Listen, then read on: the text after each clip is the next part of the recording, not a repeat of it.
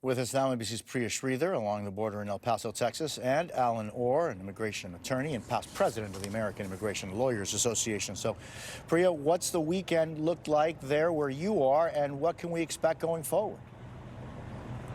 Hey, Jose. Yeah, it's been a very active few days here in El Paso, and we just learned that Texas Governor Greg Abbott has actually mobilized an additional 400 National Guardsmen to come here to the border to join the 1,500 other troops that have been activated to come down here along the border. We saw several planes landing here at Biggs Airfield at Fort Bliss, coming to do the mission that they've been sent to do. So they're going to have three primary functions here. The first is to build these temporary and permanent physical barriers to stop illegal border crossings. The second is for intelligence analysts to be used for the detection and monitoring of potential migrants. And the third, and perhaps most interesting, is that they're going to be using military aircraft to assist the Department of Homeland Security in those deportation flights. And we actually saw the first of those flights leave from here at Fort Bliss on Thursday, headed towards Guatemala. So Texas Governor Abbott has famously complained about the lack of federal resources. So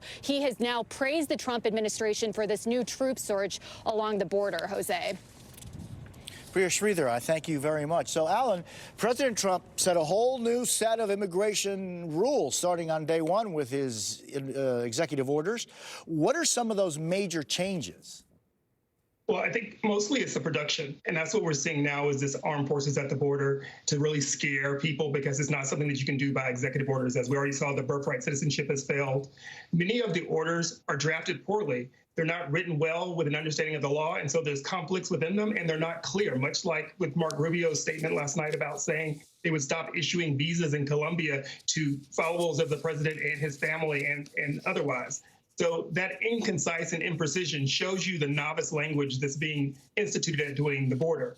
More importantly, the Trump administration should have learned from the first time that enforcement only is not a way to really resolve this problem. They're throwing money at something they cannot fix. Those military airplane flights are about $800,000 a flight for 80 people. An ICE flight, on the other hand, is around $8,000.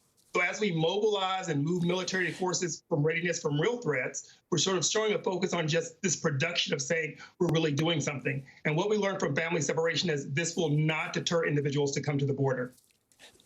And, Alan, you know, this is important, and I'm glad you mentioned it, because the president, in no small part, won the election talking about immigration and the border and the crisis. But you know what is not being talked about, and it hasn't been talked about yet? The millions of people who have been living in the United States, many of them for 10, 20, 30 years, and have been part of our economy. Those aren't being discussed. Or the millions of people, men, women, and children, who came to the United States, yes, in the last 4 years, but were allowed in, and with the hopes and dreams that they could start a new life here. What happens to them? So I think the problem that we have right now with these interior enforcements in Chicago, as we know that someone's grandfather was detained who'd been here for 30 years, is you're just backing up the court system. So front loading all of the arrests. We don't have the beds. There's only currently 41,000 beds.